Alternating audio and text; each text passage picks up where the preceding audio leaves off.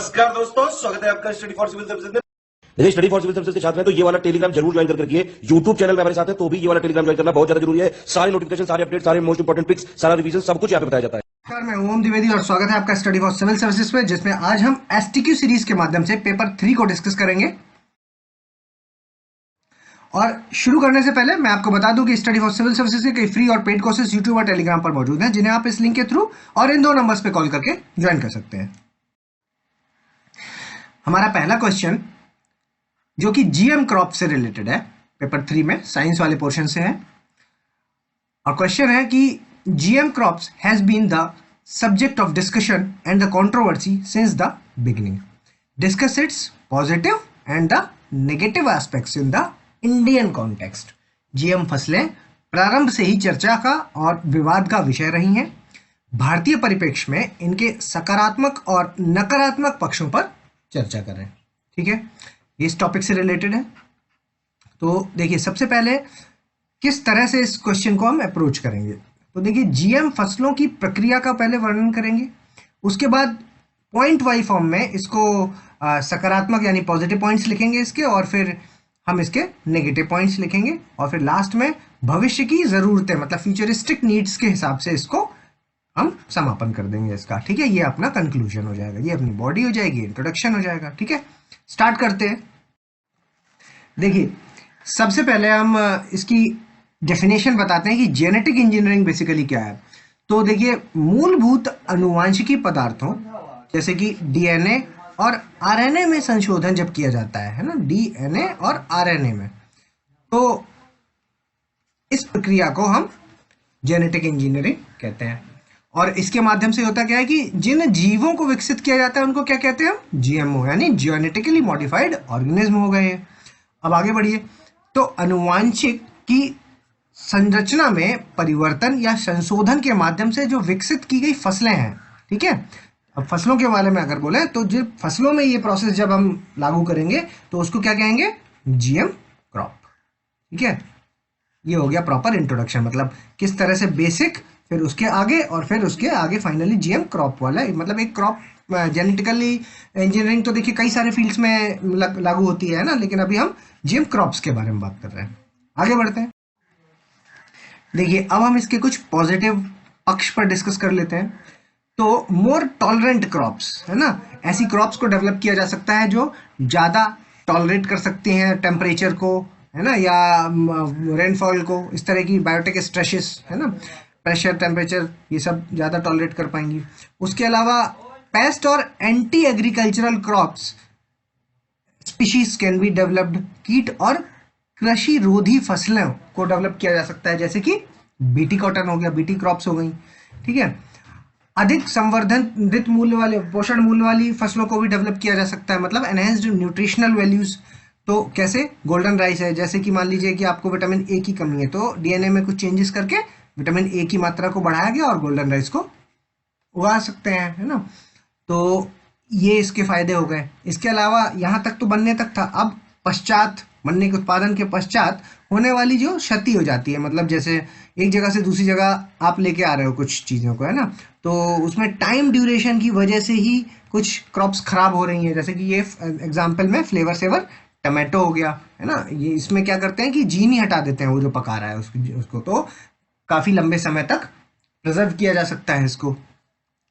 इसके अलावा उपयोगी जैव उत्पादों के संश्लेषण में वृद्धि की जा सकती है। Synthesis of useful bio products can be increased. अगर इसके एग्जाम्पल की बात करें तो बायोफ्यूल के लिए जेट्रोफा जैसी फसलों में जो फैट की मात्रा है उसको बढ़ाने का प्रयास किया जा सकता है, ताकि इसमें से ज़्यादा बायोफ्यूल निकल आए। ठीक है, तो कहने का मतलब कि डीएनए वगैरह में चेंजेस करके हम कुछ ऐसी फसलों को विकसित कर सकते हैं जो हमारी नीड्स को फुलफिल कर रहे हैं। तो ये इसके पॉजिटिव पॉइंट्स हो गए। ठीक है, अब नेगेटिव पॉइंट्स को देख लेते हैं। देखिए, अब जो नेगेटिव पक्षों में पहला है कि इसकी प्रतिरोधक क्षमता बढ़ सकती है कीटों और कृमियों की। कैसे कि आप कोई एक चीज़ बार बार वही कर रहे हैं तो क्या है कि इम्यूनिटी डेवलप हो जाती है ना, और इससे क्या प्रतिरोधक क्षमता इनकी भी बढ़ जाएगी। तो इस चीज़ की एक आशंका ये हो गया।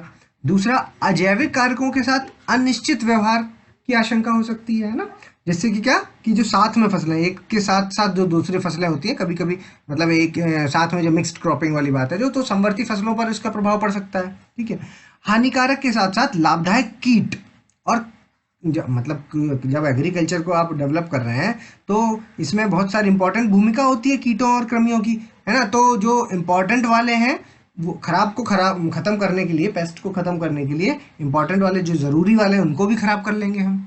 ठीक है, इसके अलावा क्रॉस पॉलिनेशन के माध्यम से जीन पॉल्यूशन भी हो सकता है ना, और मानव स्वास्थ्य पर इसका नेगेटिव इफेक्ट पड़ेगा ही पड़ेगा, और जिससे कि क्या है कृषकों का शोषण होगा। तो ये इसके नेगेटिव इफेक्ट्स हो गए। अब इसका हम कंक्लूजन लिख देंगे। देखिए, जीएम फसलें कृषि का भविष्य मानी जाती हैं, किंतु इनसे जुड़ी आशंकाओं को संबोधित किया जाना अनिवार्य है, जिसके लिए सरकार को कठोर नियम बनाने चाहिए जिससे कि संतुलन बना रहे। ठीक है, तो जो भी मतलब जो नेचुरल है वो तो है ही, और साथ में ऐसा ना हो कि सिर्फ ये जीएम क्रॉप्स ही मार्केट में दिखे, है ना, वो दिखे ही ना, क्योंकि इसमें क्या है कि प्रोडक्शन ज़्यादा हो सकता है ना, प्राइस हर समय हो सकता है, मतलब इसमें कोई ऐसा भी नहीं है कि आपको पर्टिकुलर सीजन का वेट करना पड़ेगा। तो ये सब चीज़ें इसमें चेंज किए जा सकते हैं, तो इनका बैलेंस मेंटेन करना दोनों का बहुत ज़रूरी है, जिसके लिए इम्प्लीमेंटेशन वाले पार्ट पर सरकार को कुछ कठोर कदम या नियम बनाने पड़ेंगे। ठीक है, अगले क्वेश्चन को देखते हैं। Discuss the medical aspects of stem cell and also discuss its benefits over the other medical practices. Stem cell के चिकित्सा आयामों पर चर्चा करते हुए अन्य चिकित्सा पद्धतियों की तुलना में इसके लाभों पर विवेचना कीजिए। तो देखिए, ये भी साइंस का क्वेश्चन है, और इसके अप्रोच क्या होगी कि स्टेम सेल का पहले आपको परिचय देना है, और फिर कुछ बीमारियों को भी स्पष्ट रूप से लिखना है। ठीक है, स्टेम सेल के स्रोत ये बता दीजिए, लाभ बता दीजिए, और फिर इसके जो फ्यूचरिस्टिक अप्रोच बताते हुए इसका समापन कर दीजिए। ठीक है, शुरू करते हैं। देखिए, सबसे पहले स्टेम सेल के बारे में थोड़ा सा बताइए। स्टेम सेल्स अवशोषीकृत दैहिक कोशिकाएं हैं, सोमेटिक सेल हैं, जिनमें विशेषकृत कोशिकाओं के रूपांतरित होने तथा स्वयं नवीनीकरण की व्यापक क्षमता पाई जाती है। ठीक है, सेल्फ रिन्यू होने का इनके अंदर क्षमता है। दूसरा, स्टेम सेल की सहायता से कुछ बीमारियों को व्यापक श्रृंखला का उपचार किया जा सकता है। कौन कौन सी बीमारियां हैं वे हैं आपकी डीजेनरेटिव बीमारियां, जैसे कि अल्जाइमर, पार्किंसन एटसेट्रा। कुछ हेरिडिटरी बीमारियां हैं, जेनेटिक बीमारियां, जैसे कि आपकी डायबिटीज टाइप 1 हो गई, आपका कलर ब्लाइंडनेस हो गया, है ना। उसके अलावा कुछ ब्लड रिलेटेड बीमारियां हैं, जैसे ल्यूकेमिया, एनीमिया, ल्यूकोपीनिया एटसेट्रा। ये सारी बीमारियां हो गई। ठीक है, बीमारियों के बारे में बता दिया, स्टेम सेल्स के बारे में बता दिया। अब आगे बढ़ते हैं।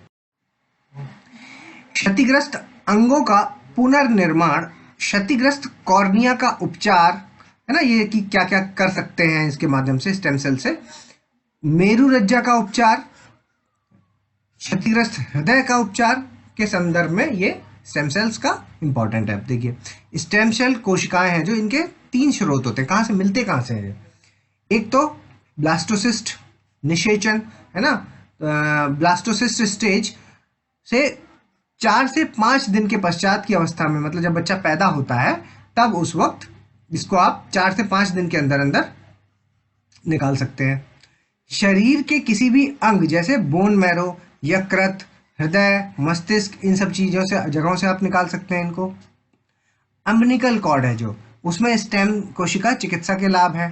ठीक है, इसीलिए अब आपने देखा होगा कि आजकल क्या है कि अम्बिलिकल कॉर्ड को प्रिजर्व करने का एक चलन चला है ना। जब बच्चा पैदा होता है तो वो जो कंपनीज इसको प्रिजर्व कर रही हैं वो आपको अप्रोच करती हैं और आपको इसके फ़ायदे बताती हैं और बोलते हैं कि एक जीन बैंक है जिसमें आप इसको आप प्रिजर्व करके रखिए, और कुछ साल का, शायद 25 साल या उससे ज़्यादा का कुछ है कि आप इस टाइम ड्यूरेशन तक इनको हम प्रिजर्व। तो अगर फ्यूचर में मान लीजिए बच्चे को कुछ प्रॉब्लम होती है ना, किडनी खराब हो गई है, तो उसके लिए डोनेशन की ज़रूरत नहीं होगी, उसके इसी अंग से जिसको आपने प्रिजर्व कराया है इसी से उनको क्या है डेवलप किया जा सकेगा। ठीक है, कल्चर करा के इसको डेवलप कर लेंगे। देखिए, स्टेम कोशिकाओं को रीजनरेटिव औषधि के अंतर्गत सम्मिलित किया गया है और यह अंग को स्वस्थ बनाने के संदर्भ में उसी प्रक्रिया का पालन करती हैं जिससे अंग का निर्माण हो। ठीक है, वही प्रोसेस, मतलब ऐसा भी नहीं कि कुछ आर्टिफिशियल हो रहा है, वही है, क्योंकि आपने क्या है, आप ही का अंग है ये, है ना, और इसी से दूसरा वो डेवलप हो रहा है, इसी कोशिका से दूसरा अंग डेवलप हो रहा है ना। तो ये आपका ओरिजिनल नेचुरल है। ठीक, शरीर की प्रतिरक्षा प्रणाली ना, इम्यूनिटी द्वारा इन्हें अस्वीकार किए जाने की आशंका नहीं होती है। ऐसा भी नहीं है कि बाद में डेवलप किया गया है तो भाई इसमें इम्यूनिटी नहीं हो पाएगी, वो प्रॉब्लम भी नहीं है इसकी, क्योंकि सामान्यतः संबंधित व्यक्ति के शरीर से ही प्राप्त किया गया है इनको। ठीक है, आनुवांशिक बीमारियों के उपचार में स्टेम सेल चिकित्सा जीन चिकित्सा की तुलना में कम जटिल है। ठीक है, ये इजी है, कोई बहुत टफ मेथड नहीं है इसको करने का। ठीक है, ये भी आप मेंशन कीजिए। अब लास्ट में आप इसको कंक्लूजन लिख दीजिए। अतः इस लाभदायक चिकित्सा पद्धति के माध्यम से बड़ी बीमारियों को काफी आसानी से समाप्त किया जा सकता है, जो कि भारत के विकास में मददगार सिद्ध। इस तरह का एक आप पैराग्राफ लिख कर या और भी अलग कर सकते हैं इसको। ठीक है, अब इसको कंक्लूड कर दीजिए इस तरह से। ठीक, तो आगे बढ़ते हैं। देखिए, तीसरा क्वेश्चन है हमारा कि नैनो टेक्नोलॉजी के बारे में बताना है। While introducing the nano technology describe it's applications के बारे में बताइए, और साथ में मेडिसिन वाली जो एप्लीकेशन है इसके बारे में थोड़ा सा डिटेल्स बताइए। नैनो प्रौद्योगिकी का परिचय देते हुए उनके अनुप्रयोगों के क्षेत्र बताइए, साथ ही चिकित्सा के क्षेत्र में वर्णन करें। ठीक है, तो ये किस तरह से होगा, इसका दिशा निर्देश देखिए कि नैनो टेक्नोलॉजी का सबसे पहले आप परिचय दीजिए, फिर उसके बाद इसके अनुप्रयोगों को लिख दीजिए। मतलब हमारी सिंपल अप्रोच रहती है, क्वेश्चन को एग्जैक्टली वैसे ही तोड़ लेंगे जैसे वो बोला गया है। ठीक है, और फिर उसके बाद सेपरेटली धीमे उसको आगे करेंगे लिंक करते हुए सबको। ठीक है, और फिर चिकित्सा बेस का वर्णन दे दीजिए। ठीक है, इन्हीं 3 पॉइंट्स पर अपने को आंसर लिख देना है। आंसर देखिए, सबसे पहले क्या है, इसको डिफाइन करेंगे नैनो को, कि नैनो होता क्या है। जब अणुओं और परमाणुओं को 100 नैनोमीटर से 1 नैनोमीटर यानी 10⁻⁻7 से लेकर 10⁻⁹ के में व्यवस्थित कर देते हैं, और मनुष्य के लिए जो उपयोगी है, जो ह्यूमन के लिए जरूरत वाली चीजें हैं, उनको हम इंजीनियरिंग के माध्यम से, टेक्नोलॉजी के माध्यम से बनाते हैं, तब इसको हम नैनो टेक्नोलॉजी कहते हैं। ठीक है, नैनो टेक्नोलॉजी को 21वीं सदी की प्रौद्योगिकी कहा जाता है और विभिन्न क्षेत्रों में इसके व्यापक अनुप्रयोगों को की संभावना व्यक्त की जाए। अब सारे क्षेत्र लिख दीजिए। ठीक है, क्या क्या क्षेत्र हैं? चिकित्सा के क्षेत्र में इंपॉर्टेंट है, संचार के क्षेत्र में, कृषि के क्षेत्र में, ऊर्जा के क्षेत्र में, वस्त्र उद्योग के क्षेत्र में आदि, क्योंकि ये ऐसा कोई भी क्षेत्र नहीं है जहां पर नैनो टेक्नोलॉजी मौजूद नहीं है। ठीक है, तो सब कभी प्री में क्वेश्चन आ जाए और पूछा जाए कि किस किस फील्ड में काम करते हैं, तो आंसर हमेशा ऑल द अबव भी लगता है। ठीक है, तो देख लीजिएगा, कोई बहुत ही अटरम शटरम सा हो तो अलग बात है। ठीक है, बाकी जनरल जितने भी क्षेत्र हैं उन सब में नैनो टेक्नोलॉजी का काफी। अब हम चिकित्सा वाले में डिफाइन करेंगे। देखिए, चिकित्सा के क्षेत्र में आप लिख देते हैं लक्षित दवा, मतलब टारगेटेड ड्रग डिलीवरी, है ना, जिस जगह पे आपको ड्रग्स को पहुंचाना है उस जगह पे पहुंचाने के लिए इसका काफी अच्छा इस्तेमाल किया जा रहा है नैनो टेक्नोलॉजी का। ठीक है, इस संदर्भ में शरीर के अंदर किसी बीमारी ग्रस्त अंग तक नैनो कणों की सहायता से लक्षित रूप से दवा पहुंचाई जाती है। ठीक है, जिस पार्ट पे पहुंचाना है एग्जैक्टली उसी जगह पे ड्रग डिलीवरी की जाती है। इस क्रम में वर्तमान में गोल्ड के नैनो कणों का प्रयोग किया जा रहा है। ठीक है, गोल्ड नैनो पार्टिकल्स का हम इसमें यूज करते हैं, और नैनो बॉट्स का जानना बहुत जरूरी है इस चीज के लिए। तो देखिए, नैनो रोबोट की सहायता से आंतरिक स्तर पर शल्य चिकित्सा तथा जीन चिकित्सा भी मददगार हो गई है, नैनोबॉट्स। इसके अलावा टिश्यू इंजीनियरिंग, क्वांटम डॉट्स, इसमें रोग जांच में अर्धचालक नैनोकणों का प्रयोग किया जाता है। क्वांटम डॉट्स क्या है? It uses semi conductor nano particles for the disease के डिटेक्शन के लिए। ठीक है, डिसीज का पता लगाने के लिए इसमें सेमी कंडक्टर्स नैनो पार्टिकल्स का यूज करते हैं। इसके अलावा नैनो मिशन है जो वो in India is being operated to promote the nanotechnology. के लिए नैनो मिशन भी चल रहा है और कब से इसका सेकेंड फेज कब से स्टार्ट हो गया? 2012 से। ठीक है, अगला question, discuss India's much awaited unmanned space mission Gaganyaan and explain its importance in the Indian space programme. Bharat के बहुप्रतीक्षित मानव रहित अंतरिक्ष अभियान गगनयान पर चर्चा करते हुए आपको भारतीय अंतरिक्ष कार्यक्रम में इसका महत्व बताना है। ठीक है, गगनयान के बारे में बता दीजिए, फिर उसके बाद परियोजनाओं का वर्णन लिखिए, इसका विवरण लिख दीजिए और फिर मिशन के महत्व को आप सूचीबद्ध कर दीजिए। ठीक है, इन्हीं 3 पॉइंट्स पे आंसर लिखिए।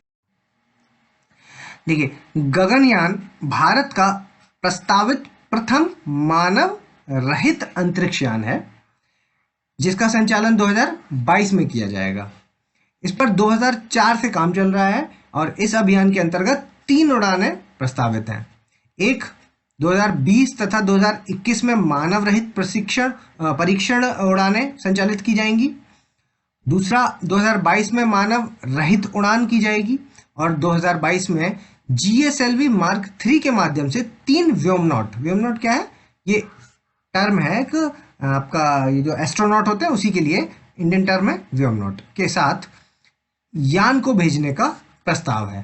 ठीक है, इसके अलावा इसके खर्चे पर क्या है कि इस अभियान में लगभग 10,000 करोड़ का खर्चा अनुमानित किया गया है।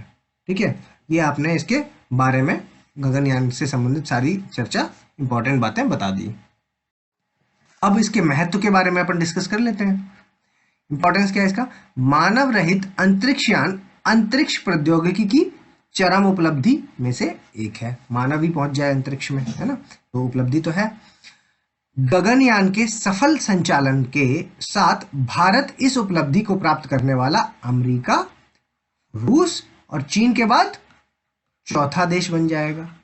ठीक है, इसके बाद युवा पीढ़ी को प्रणेता प्राप्त होगी और विज्ञान और प्रौद्योगिकी क्षेत्र में इसकी रुचि का विस्तार होगा, है ना। जब पता चलेगा कि हम लोग इतना सफल काम कर रहे हैं इसमें, तो जो नई पीढ़ी है उसको एंथुजियाज्म डेवलप होगा, उनको लगेगा कि नहीं, जो साइंटिफिक टेम्परामेंट वाली चीज़ें हैं वो उनके अंदर डेवलप होंगी, है ना, जो कि मेन मोटो रहता है किसी भी नॉलेज का, है ना। शिक्षा का मोटो ही है कि साइंटिफिक टेम्परामेंट, लोगों के अंदर रेशनैलिटी डेवलप हो, है ना, तार्किक बुद्धिमत्ता डेवलप हो।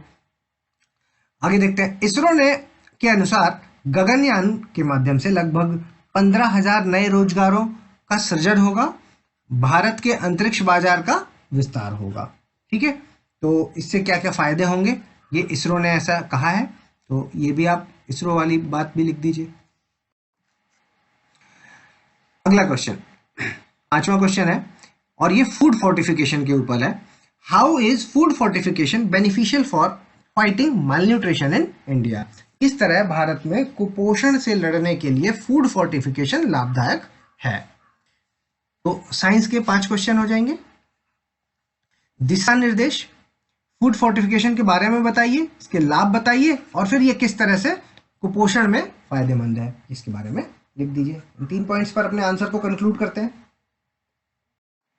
देखिए, खाद्य वस्तुओं में एक या एक से अधिक जब माइक्रो न्यूट्रिएंट्स को यूज करके, जैसे कि मान लीजिए आपको यहाँ पे एग्जांपल है, ये नमक में आयोडीन और आयरन की मात्रा को आपको बढ़ाना है। ठीक है, तो इस प्रोसेस को क्या कहते हैं, कुछ माइक्रो न्यूट्रिएंट्स को जब हम ऐड कर देते हैं तो उसको क्या कहते हैं, फूड फोर्टिफिकेशन। ठीक है, खाद्य वस्तुओं में एक या एक से अधिक सूक्ष्म पोषक तत्व की योजनाबद्ध रूप से की जाने वाली वृद्धि को फूड फोर्टिफिकेशन कहते हैं। इसमें पोषक तत्वों की गुणवत्ता, है ना, क्वालिटी बढ़ जाती है और मात्रा बढ़ जाती है ना, जितनी रिक्वायरमेंट है उतनी, क्योंकि हमारे इंडियन फूड हैबिट्स में क्या है कि आयरन की बहुत ज़्यादा कमी पाई जाती है। अक्सर देखा गया है कि हमारे फूड में आयरन, मतलब हमारी डाइट में ही, इंडियंस की डाइट में आयरन की काफ़ी कमी है, तो जिसकी वजह से क्या है कि एनीमिया वाली प्रॉब्लम है, जो वो भारत में एक बहुत इंपॉर्टेंट बड़ी प्रॉब्लम है। ठीक है, तो इस तरह की चीज़ों का सोल्यूशन है ये एक फूड फोर्टिफिकेशन। तो आगे देखते हैं, ज्यादा पोषक तत्व युक्त बनाया जा सकता है इसको। ठीक है, दूसरा पॉइंट ये हो गया इसका, है ना, एक गुणवत्ता, एक ज्यादा पोषक, दूसरा इसके माध्यम से किसी खाद्य पदार्थ में एक या एक से अधिक सूक्ष्म पोषक तत्वों की मात्रा को वृद्धि की जा सकती है। और एग्जाम्पल आपने लिख दीजिएगा ये नमक वाला कि आयोडीन और आयरन की मात्रा को बढ़ाया जा सकता है इसमें नमक के माध्यम से। तो नमक तो हर आदमी खाता ही है, तो जो भी नमक खाएगा उसको आयोडीन और आयरन मिलता रहेगा। भारत में लगभग 70% आबादी कुपोषण से पीड़ित है, जिसके लिए फूड फोर्टिफिकेशन की अवधारणा एक महत्वपूर्ण योगदान सिद्ध हो सकती है। राष्ट्रीय पोषण रणनीति के तहत कुपोषण मुक्त भारत, है ना, अभी तो पोषण अभियान भी एक चलाया है सरकार ने, कुपोषण मुक्त भारत के निर्माण के लिए फूड फोर्टिफिकेशन पर अधिक बल दिया जा रहा है। और इसके लिए क्या FASSI है जो फसाई के कुछ मानक निर्धारित किए गए हैं। क्या क्या मानक हैं वो आप एक बार देख लीजिए। गेहूं, आटा, चावल के में आयरन, विटामिन B12 और फोलिक एसिड मिलाना तय किया गया है। ठीक है, इन्हीं चीज़ों में जो एसेंशियल आइटम्स हैं उनमें इन चीज़ों को थोड़ा सा ऐड करेंगे, इन माइक्रो न्यूट्रिएंट्स को ऐड करेंगे। दूध और खाद्य तेलों में विटामिन A और विटामिन D, इन चीज़ों को बढ़ाएंगे। और नमक में आयरन और आयोडीन को मिलाएंगे। ठीक है, तो ये आपकी फसाई की रिकमेंडेशंस हो गई। आगे देखिए, फूड फोर्टिफिकेशन के द्वारा कुपोषण जनित रोगों का उन्मूलन किया जा सकता है, जैसे और संक्रामक रोगों को कम करने की में मदद मिलेगी इससे।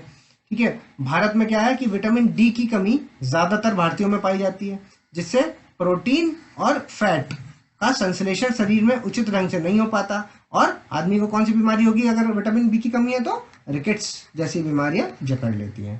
ठीक है, ये आपका लास्ट पॉइंट हो गया। अब इसको फाइनली कंक्लूड कर दिया जाता है।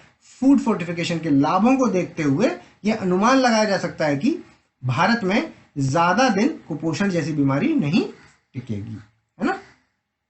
ऐसा एक कंक्लूजन लिख दीजिए। तो सिंपली आप बस इसी अप्रोच को फॉलो कीजिए कि क्वेश्चंस को दो पार्ट्स में या 3 पार्ट्स में तोड़ लीजिए जितने भी इसमें पूछे गए हैं, और फिर उन्हीं पॉइंट्स पर इस पर एक एक करके सीक्वेंशियली डिस्कस कर दीजिए। ठीक है, तो इससे क्या है कि सीक्वेंस भी नहीं खराब होगा, और लिखने में सबसे आसानी क्या हो जाती है कि ऐसे जब आंसर लिखेंगे तो क्या है, जब जो याद आता है वही लिखते चले जाते हैं ना, तो कभी सीक्वेंस खराब हो जाता है। कभी यहाँ ये पॉइंट जो यहाँ पर लिखा है आपने, उसी से रिलेटेड कुछ पॉइंट आपको लास्ट में याद आ गया तो आपने यहाँ पर लिख दिया, तो क्या है, लिंक खराब हो जाता है ना। तो इस हिसाब से आप एक एक करके डिफाइन करें ताकि लिंक बना रहे। ये देखिए, 1 country 1 ration card is an important steps of government of India in making PDS effective. Discuss. ठीक है, ये इकोनॉमिक वाले PDS वाले टॉपिक से रिलेटेड है। एक देश एक राशन कार्ड PDS को प्रभावी बनाने में सरकार का एक महत्वपूर्ण कदम है, इस पर चर्चा करें। तो इसके दिशा निर्देश देखिए। एक भारत एक राशन कार्ड के बारे में लिखिए, इसके लाभ लिख दिए और फिर इसकी चुनौतियों को डिस्कस कर दीजिए। ठीक है, चलिए देखिए, एक देश एक राशन कार्ड सरकार की एक महत्वपूर्ण योजना है, जिसका मुख्य उद्देश्य क्या है, मेन एम क्या है इसका, कि फर्जी राशन कार्ड समाप्त करना। ठीक है, और देश में हर गरीब को खाद्य सुरक्षा उपलब्ध कराया जाए इससे। ठीक है, ये इसका मेन एम हो गया। ठीक है, फर्जी राशन कार्ड वगैरह खत्म हो जाएंगे। दूसरी चीज क्या है, इसके लिए राशन कार्ड का आधार कार्ड से जुड़ना इंपॉर्टेंट है। ये एक इंपॉर्टेंट पॉइंट है, ये भी मेंशन कीजिए। और ये पायलट प्रोजेक्ट के रूप में आंध्र प्रदेश, तेलंगाना, गुजरात, महाराष्ट्र में के लिए चलाया जा रहा है। पहले क्या है, हम ट्रायल बेसिस पर इन जगहों पर चलाएंगे, उसके बाद फिर पूरे देश में इसको लागू करेंगे। ठीक है, लाभ, सरकार द्वारा प्रवासी मजदूरों के प्रति उत्तरदायित्व को प्रदर्शित करता है। यह फर्जी राशन कार्ड की समस्या को समाप्त कर, पहले भी हम डिस्कस कर चुके हैं।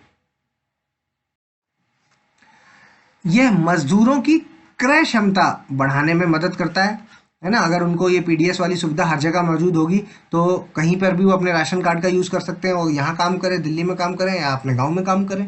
ठीक है, तो उनको वो फैसिलिटी उपलब्ध हो जाएगी, तो क्रय क्षमता उनकी बढ़ जाएगी। यह प्रणाली अपने पसंद का डीलर चुनने की में मदद करता है। भाई एक से अगर नहीं बन रही है या वो चोरी कर रहा है, आपको डाउट है उसके ऊपर, तो भाई छोड़ दीजिए, दूसरी दुकान से जाकर के ले लीजिए।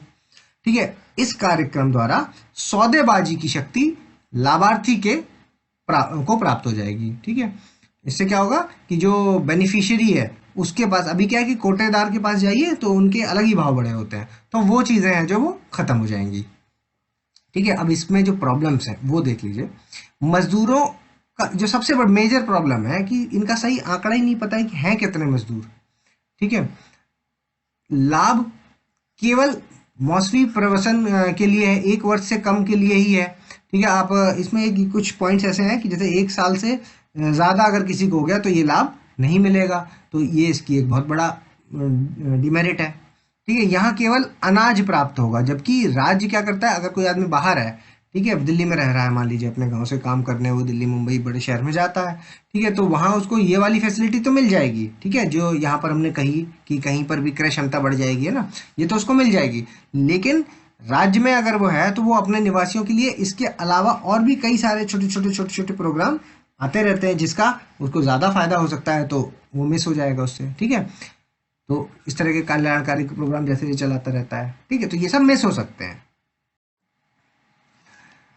अगला क्वेश्चन, 7वां question, what is agricultural marketing system, discuss its function and its issue. कृषि विपणन प्रणाली क्या है, इसके कार्य को तथा इसके दोषों पर चर्चा करिए। तो सबसे पहले आप ये बताइए कि ये है क्या, है ना, एग्रीकल्चर मार्केटिंग सिस्टम है क्या, परिभाषा कर दीजिए इंट्रोडक्शन में। इसके कार्य क्या है वो इसकी बॉडी में लिख दीजिए, और इस प्रणाली से संबंधित जो समस्याएं हैं उनको लिख दीजिए बॉडी में, और फिर इसको कंक्लूड कर दीजिए। ठीक है, देखिए सबसे पहले ये लिख दीजिए कि एग्रीकल्चर मार्केटिंग सिस्टम है क्या। तो ये एक प्रोसेस है जिससे कि क्या होता है कि फार्मर अपने जो एग्रीकल्चर जो भी उसने उगाया है उसको बेचने लायक बनाता है, मतलब मार्केट में लेकर के जा करके उसको विक्रय योग्य बनाता है। ठीक है, तो ये हो गया आपका इसका इंट्रोडक्शन। अब इसके फैक्टर्स लिख दीजिए। आधुनिक भंडारण मध्यस्थों की कम भूमिका हो जाएगी इससे, है ना, डायरेक्ट ही अगर वो मार्केटेबल कंडीशन अगर उसको वहाँ पे मिल जाएगी, डायरेक्ट मिल जाएगी, तो डायरेक्ट अगर फार्मर्स के हाथ में होगी तो मध्यस्थों की कमी हो जाएगी। बेसिकली क्या एम है ये कि मध्यस्थ बीच से अगर खत्म हो जाएंगे तो किसान को सही मूल्य मिल जाएगा, है ना। ये तो इसे तो खरीदना ही है, अब ये इससे खरीदे या इस फार्मर से ही खरीद ले डायरेक्ट, लेकिन फार्मर के पास क्या है कि डायरेक्ट इसके पास तक पहुंचने की शक्ति नहीं है ना, उसको मजबूरी है कि उसको पहले यहाँ आना पड़ता है, फिर उसके बाद ये यहाँ जाता है। ठीक है, तो इसको खत्म करना एक एम है, तो ये चीज़ इसमें फ़ायदा मिलेगा, है ना। तीव्र परिवहन, फास्ट ट्रांसपोर्टेशन का फायदा, किसानों के धारण करने की क्षमता बढ़ेगी, है ना। अगर नहीं मिल रहा रेट तो रोक लीजिए इसको, है ना, दूसरी जगह पे बेच दीजिएगा। सूचना का तीव्र और पारदर्शी प्रवाह, है ना, ट्रांसपेरेंसी बढ़ेगी इससे। देखिए अब दोषों पर चर्चा कर लेते हैं इसके। तो सबसे ज़्यादा प्रॉब्लम क्या है, भंडार गृहों की, है ना। कोल्ड स्टोर की फैसिलिटी इतनी ज़्यादा है ही नहीं कि वो स्टोरेज बढ़ सके इसमें या कर सकें किसान। कैसे नहीं है, देखिए किसान की क्या है कि होल्डिंग कैपेसिटी इतनी ज़्यादा नहीं होती है कि वो इसको ज़्यादा दिन तक होल्ड कर सकें। ठीक है, वो क्या है कि जैसे ही मार्केट में कटाई हुई इनकी, है ना, तो इनके पास घर में आ गया अनाज। अब घर में जब अनाज आया है उस वक्त सबके घरों में अनाज आया क्योंकि सीजन ही यही कटा, एक साथ ही कटे सबके। ठीक है, तो यहाँ पे डिमांड और सप्लाई वाला है ना। जब सप्लाई इतनी ज़्यादा है, डिमांड कम है, ठीक है, तो रेट इसका क्या है, उनको कम मिलता है बहुत। और अगर वो इसको होल्ड करते हैं तो उनको अच्छा रेट मिल सकता है, लेकिन उनकी होल्डिंग कैपेसिटी इतनी नहीं है कि वो उसको ज़्यादा समय तक होल्ड कर सकें कि जब ये बिक जाएगा उसके बाद जब मार्केट में दोबारा नीड आएगी हम तब बेचेंगे। ठीक है, और जिनके पास है होल्डिंग कैपेसिटी वो उसको कमा लेते हैं। तो ये प्रॉब्लम, तो भंडार गृह अगर बन जाएंगे तो इससे क्या होल्डिंग कैपेसिटी इनकी बढ़ जाएगी। भारत में ग्रामीण क्षेत्रों में कच्ची सड़कें हैं, अब वो पहुंच ही नहीं सकते उस जगह तक, है ना, मार्केट तक। तो क्या करते हैं कि जो गांव का एक बनिया होता है, जो बड़ा डीलर है, उसी को बेच देते हैं और फिर वो आगे जा करके मार्केट में बेचता है। भारत में एक किसान तथा उपभोक्ता के बीच मध्यस्थों की बहुलता है, ये प्रॉब्लम, है ना। इतने ज़्यादा मध्यस्थ हैं, इतने ज़्यादा बिचवई हैं बीच में। ठीक है, तो ये एक प्रॉब्लम है। ज़्यादातर किसानों में वैकल्पिक आय स्रोत की कमी के कारण धारण करने का अभाव होता है ना। सिर्फ फार्मर ही होता है क्योंकि ये बिजनेस ही ऐसा है ना, पूरा फुल टाइम बिजनेस है ना, और जितने लोग हैं घर के सब इसमें ही लगे रहते हैं। ठीक है। कई बार डिस्गाइज्ड अनएम्प्लॉयमेंट जैसी चीज़ें भी हालांकि यहाँ पर देखने को मिलती हैं, लेकिन अन्य स्रोत नहीं होते किसानों के पास, क्योंकि उनको वो पढ़ाई लिखाई भी बहुत ज़्यादा ध्यान ना दे करके किसानी पर ही अगर वो ध्यान दे रहे हैं तो कुछ और साथ में कर नहीं रहे हैं, तो आय का स्रोत सिर्फ एक ही है। ठीक है, तो ये एक प्रॉब्लम हो गई। इसके अलावा कृषि क्षेत्र में सूचना प्रवाह जटिल और अपारदर्शी, मतलब सुनी सुनी बातें ही जो इसने मतलब एक दूसरे से सुनकर ही उन्हें समझ में आता है, मतलब है ना, ट्रांसपेरेंसी की काफ़ी कमी रहती है, सही सूचना नहीं मिल पाती। जो गवर्नमेंट की स्कीम्स हैं जो लॉन्च कर रही है गवर्नमेंट, वो सब उनको सही से मिल नहीं पाता। ठीक, एपीएमसी मंडी के बीच की दूरी का अधिक होना, भारत में कृषि मंडियों में लागू बहुशुल्क प्रणाली से किसानों का बड़ा नुकसान हो जाता है। ठीक है, एपीएमसी मंडी है जो, वो इतना दूर है कि वो पहुंच नहीं पाते वहां तक, और भारत में कृषि मंडियों में लागू जो बहुशुल्क प्रणाली है, मतलब कई सारे शुल्क लग जाते हैं इनके पहुंचते पहुंचते, तो ओवरऑल जो प्रॉफिट है उसका बहुत कम ही उनको मिलता है। अब इन शुल्कों के कारण क्या है, ये भी कई बार एक रीज़न बन जाते हैं कि किसान वहीं गांव के जो एक बड़ा साहूकार होता है उसको दे देते हैं वो, है ना, क्योंकि अगर वो खुद जाएंगे तो इतने ज़्यादा टैक्सेस हैं कि मिला मिला के लगभग उनका बराबरी रेट पड़ता है। ठीक, अनाजों की गुणवत्ता में कमी के लिए FSSAI ने के पास पर्याप्त परीक्षण प्रयोगशाला का अभाव, ये एक इम्पॉर्टेंट बात है ना। इसकी जो क्वालिटी है अनाज की, उसके लिए क्या है कि इनको ट्रेनिंग देनी चाहिए कि इस तरह से आप उगाइए, लेकिन उसके लिए इनके पास क्या है कि लेबोरेटरीज की कमी है काफ़ी ज़्यादा। ठीक है, अगला क्वेश्चन देखते हैं, जीएसटी क्या है और इसके बेनिफिट्स के बारे में आप बताइए। जीएसटी को सबसे पहले आप परिचय दे दीजिए, फिर इसके लाभों को पॉइंट वाइज लिख दीजिए। ठीक है, फिर भविष्य में इन लाइंस पर इसको समापन कर दीजिए कि इसे कैसे फायदेमंद है। देखिए, जीएसटी क्या है, एक इनडायरेक्ट टैक्स है, ये पता है हमें। ठीक है, जो कि multi dimensional destination goods and service tax के वैल्यू एडिशन पर लगाया जाने वाला एक टैक्स है। ठीक है, और ये कब शुरू हुआ है, 1 जुलाई 2017। इसके लाभ बता दीजिए। एक देश एक कर प्रणाली को पारदर्शी आसान बनाया गया इसके माध्यम से। ठीक है, दूसरा, कर के परिवर्तनशील प्रभाव, जिसमें टैक्स पर टैक्स यानी मतलब सेस जो है टैक्स पर टैक्स लगता है की पद्धति जो थी उसको हटाने में ये काफ़ी लाभदायक है। कई सारे जो टैक्स है ना, उनको हटा करके अब एक टैक्स, ठीक है, तो एक तो सबसे बड़ी प्रॉब्लम जो टैक्स समझ ही नहीं आते थे, ये इसका टैक्स उसका टैक्स, वो सब खत्म होकर के अब एक जीएसटी बन गया। ठीक है, जितने भी इनडायरेक्ट टैक्स है वो सब खत्म हो गए, एक जीएसटी बचा। इससे क्या होगा कि देखिए निर्यात में वृद्धि है कि एक्सपोर्ट ग्रोथ होगा। ठीक है, टैक्स पे के सस्ता होने के कारण क्या होगा कि ग्लोबल मार्केट में कॉम्पिटिटिवनेस बढ़ जाएगी। ठीक है, और ईज है, जो वर्किंग ईज है, एक ही जगह पर सब काम हो जाए, एक ही विंडो, सिंगल विंडो ऑपरेशन जिसको कहते हैं ना, वो बढ़ जाएगा, है ना। कारोकारी सुगमता को बढ़ाता है। ईज ऑफ डूइंग बिजनेस, जिससे अधिक उत्पादन के लिए प्रोत्साहन मिलेगा। इसके अलावा जो उपभोक्ता वर्ग है, कंज्यूमर क्लास है, इसके पास सेविंग्स बढ़ जाएंगी, है ना। अगर टैक्स हम कम देंगे तो उसके पास पैसा बचेगा, सेविंग्स बढ़ेंगी तो बैंक में जमा करेगा, और बैंक में अगर जमा करेगा तो उससे क्या है कि विकास के ऊपर उनका खर्च किया जाएगा, विकास के ऊपर उनको खर्च किया जाएगा तो हमारा देश प्रॉस्पेरस होगा। यह बिल सिस्टम को बढ़ावा देता है, बिल सिस्टम, है ना, और जिससे क्या होगा, बिल सिस्टम से बढ़ाने से टैक्स की चोरी बचेगी। अब इसको आप कंक्लूड कर दीजिए कि इससे सरकार के कर राजस्व में वृद्धि होती है। हालांकि जीएसटी के ऊपर कई सवाल भी उठते हैं, पर यह एक लाभदायक कदम है जो भारत निर्माण में सहायक हो रहा है। ठीक है, इस तरह इसको अंत कर दीजिए।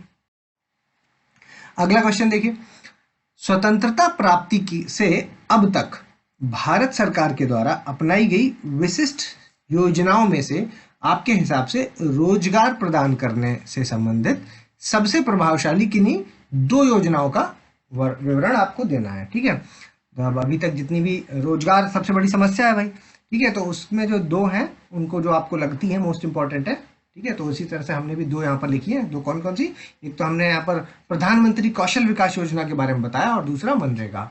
ठीक है, तो आपको इसमें क्या परिचय में भारत में बेरोजगारी की जो स्थिति है वो बता दीजिए, उसके बाद किन्हीं 2 स्कीम्स को लिख दीजिए जो आपको सबसे अच्छी लगे, या एक तो आपको लगता है कि हाँ इससे फायदा हुआ है, एक प्रधानमंत्री कौशल विकास और दूसरा मनरेगा।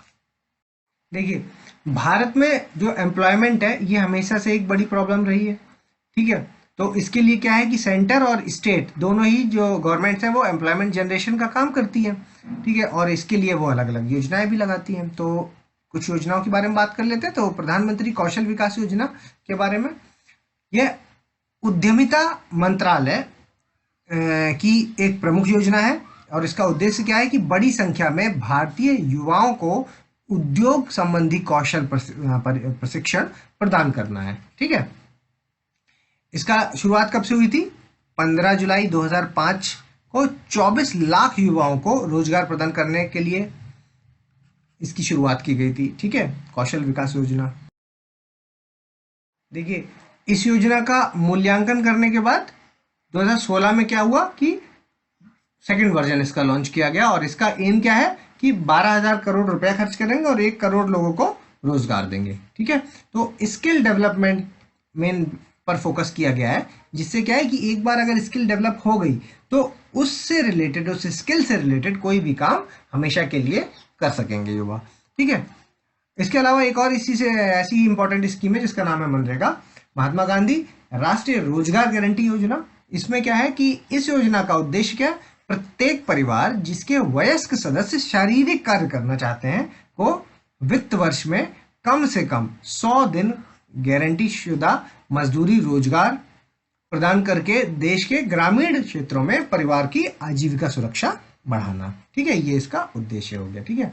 ऐसे लोग जो काम नहीं कर मतलब कुछ स्किल्स नहीं है, तो अगर वो शारीरिक श्रम करना चाहते हैं तो उनके लिए भी एक योजना है, ठीक है, 100 दिन का जिसमें रोजगार है। यह अधिनियम पहले चरण में 2006 में 200 जिलों में अधिसूचित किया गया और 2008 में फिर पूरे देश में लागू कर दिया गया था, ठीक है। तो ये दोनों एक्ट स्कीम्स को हमने डिस्कस किया यहाँ पर, ठीक है। अगले क्वेश्चन की ओर चलते हैं। देखिए, explain the demographic dividend and it's effects, ठीक है, जनांकिकी लाभांश को समझाते हुए उनके प्रभाव को स्पष्ट कीजिए, ठीक है। जनांकिकी लाभांश को क्या है पहले ये बता दीजिए, उसके बाद भारत में इसकी स्थिति क्या है ये बता दीजिए, उसके बाद विश्व में इसकी स्थिति क्या है वो बताइए और फिर इसके प्रभावों को लिखिए और लास्ट में इसको आप कंक्लूड कर दीजिए, ठीक है। होता क्या है ये जनांकिकी लाभांश, डेमोग्राफिक डिविडेंड है क्या? देखिए, किसी देश की जो कार्यशील जनसंख्या है ना, वर्किंग पॉपुलेशन है जो, वो 15 से 59 साल जिसको कहते हैं, उसको हम जनांकिकी लाभांश के रूप में जानते हैं। इन जनसंख्या का कुशल रोजगार युक्त और अर्थव्यवस्था में योगदान देने योग्य होना चाहिए, ठीक है। ये इसकी क्वालिफिकेशन हो गई, ठीक है। एक इसके अंदर कौशल होना चाहिए, स्किल्ड होनी चाहिए ये रोजगार, और दूसरा क्या है कि इसका मतलब अर्थव्यवस्था में योगदान दे, ठीक है। ये दो इसकी वो हो गई, क्वालिफिकेशंस हो गई, ठीक है। अब इसमें भारत की स्थिति के बारे में देख लीजिए। भारत में 62.5 मतलब डेटा यहाँ पर थोड़ा सा लिखेंगे, 62.5% की हिस्सेदारी कार्यशील जनसंख्या है। 2036 तक इसके 65% होने की संभावना है, और जो नॉन वर्किंग जनसंख्या है, पॉपुलेशन है, वो 0 से 14 वर्ष की आयु की जनसंख्या 30% के लगभग है वो, ठीक है। और 60 या उससे अधिक आयु के वाले लोग की संख्या अभी कितनी है? वो 7% है, मतलब ये हो गए डिपेंडेंट लोग, ठीक। तो ये थी भारत की स्थिति। अब विश्व के बारे में देख लीजिए कि भारत विश्व का सबसे युवा देश है। वर्ष 2020 तक भारत की औसत आयु सिर्फ 28 वर्ष होगी।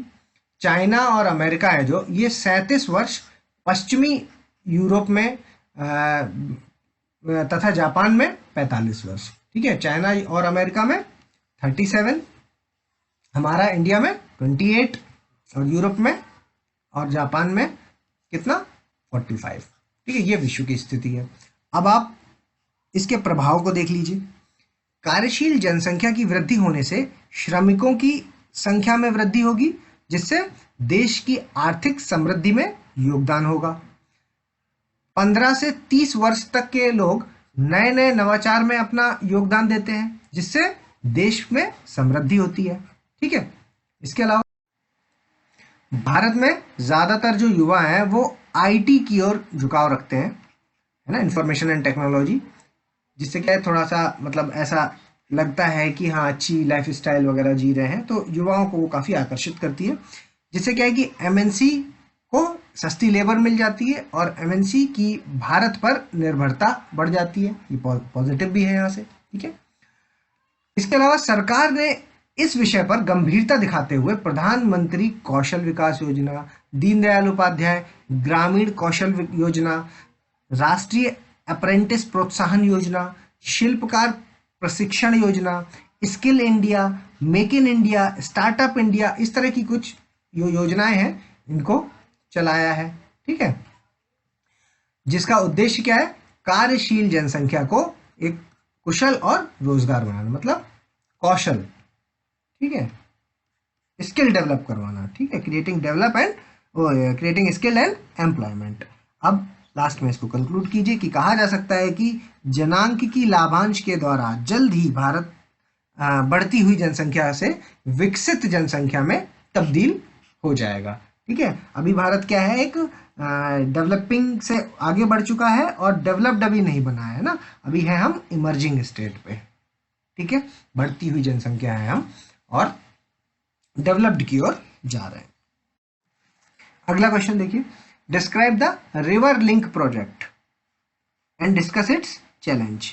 ठीक है, नदी जोड़ो परियोजना के बारे में बताते हुए इनकी चुनौतियों पर चर्चा करें। तो दिशा निर्देश, नदी के संदर्भ में भारत की स्थिति का परिचय दें। इंटरलिंकिंग परियोजना की आवश्यकता को लिखें और इस परियोजना के बारे में चुनौतियां लिखें और कुछ लाभ लिखकर इसके निष्कर्ष निकालें। ठीक है, तो इन पॉइंट्स पर हम आगे बढ़ेंगे, अपने आंसर को आगे बढ़ाएंगे। देखिए, भारत में दोनों तरह की समस्याएं मौजूद हैं। एक आप बाढ़ भी एक समस्या है और दूसरा सूखा भी समस्या है। ठीक है, अब स्थिति ऐसी है कि क्लाइमेटिक कंडीशन ही भारत की ऐसी है कि दोनों ही प्रिवलेंट है। ठीक है, तो यही चीज आपको लिखनी है कि जल अधिक की समस्या से जूझ रहा है कहीं, और कहीं जल न्यूनता की समस्या से। ठीक है, जहां एक और बाढ़ समस्या बनी हुई है वहीं दूसरी ओर सूखा समस्या बना हुआ है। ठीक है, अब दूसरी चीज क्या है, प्रॉब्लम कहां पर है, यहाँ पर जल संसाधनों के वितरण में। ठीक है, तो यहाँ पर कहीं रेगिस्तान मिल जाएगा आपको, कहीं आपको क्या है कि पहाड़ मिल जाएंगे, प्लेट्यूज मिल जाएंगे ना, तो इन सब के होते हुए, और कहीं कहीं क्या प्लेन्स है, प्लेन्स में क्या है कि पेरिनियल रिवर्स हैं जो वो बह रही हैं। तो इन सब में क्या है कि आप कह सकते हैं कि जल संसाधन है जो उनका डिस्ट्रीब्यूशन सही नहीं है। ठीक है, तो ऐसे के लिए क्या कर सकते हैं कि पेरिनियल रिवर्स को नॉन पेरिनियल रिवर्स से अगर जोड़ देंगे, ठीक है, तो यहाँ पे पानी दूसरे क्षेत्रों में भी पहुंच जाएगा। ठीक है, तो वही चीज है कि भारत एक कृषि प्रधान देश है, इसलिए जल का एक बहुत महत्वपूर्ण रोल है, जिसके लिए जल प्रबंधन, ठीक है, वाटर मैनेजमेंट एक बहुत इंपॉर्टेंट पार्ट रोल प्ले करता है, और ये एक चुनौती है इस वक्त, है ना, वाटर मैनेजमेंट।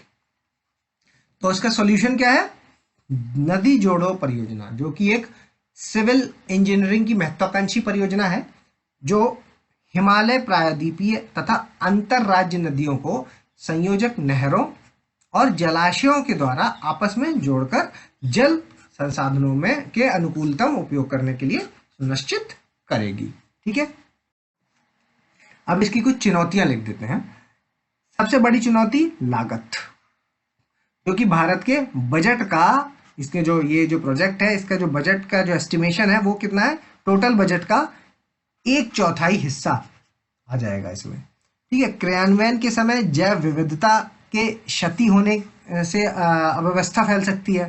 ठीक है, कि जब यहाँ से एक जगह से दूसरी जगह पे वाटर को कनेक्शन किया जाएगा, ठीक है, तो जो भी बायोडाइवर्सिटी है उनको बड़ा बुरा इफेक्ट पड़ सकता है ना, जो जिसके लिए बनी नहीं है वो दूसरी जगह पे पहुंच जाएंगी, क्लाइमेट चेंज हो जाएगा।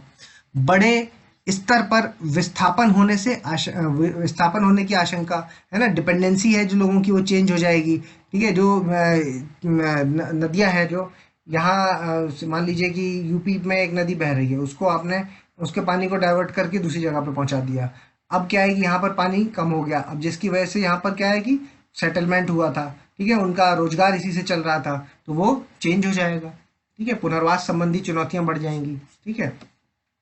प्रत्येक नदी के जल की अपनी विशेषता होती है, जिसमें विशेष प्रकार के जलीय जीवों का विकास होता है। नदियों को आपस में जोड़ने से जलीय पारिस्थितिकी तंत्र असंतुलित हो सकता है, और प्रत्येक नदियों में प्रदूषण स्तर भी अलग अलग है, ठीक है। तो ये भी एक चुनौती है, इसको कैसे मैनेज करेंगे, ठीक। अब इसका आप कंक्लूडिंग पॉइंट लिखिए कि हालांकि नदी जोड़ो परियोजना भारत की वर्तमान आवश्यकताओं के अनुकूलतम है, किंतु इससे संबंधित शंकाओं का निराकरण भी आवश्यक है।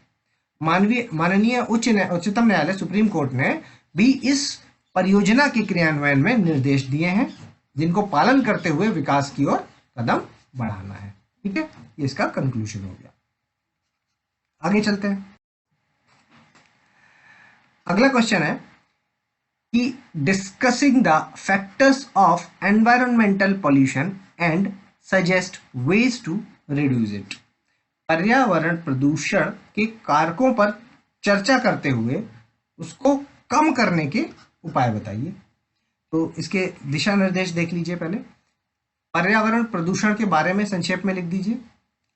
उसके बाद पर्यावरण प्रदूषण के मुख्य कारकों को लिखिए और उनका वर्णन कर दीजिए, और फिर पर्यावरण प्रदूषण को कम करने के उपाय लिखकर इसको समापन कर दीजिए, ठीक है।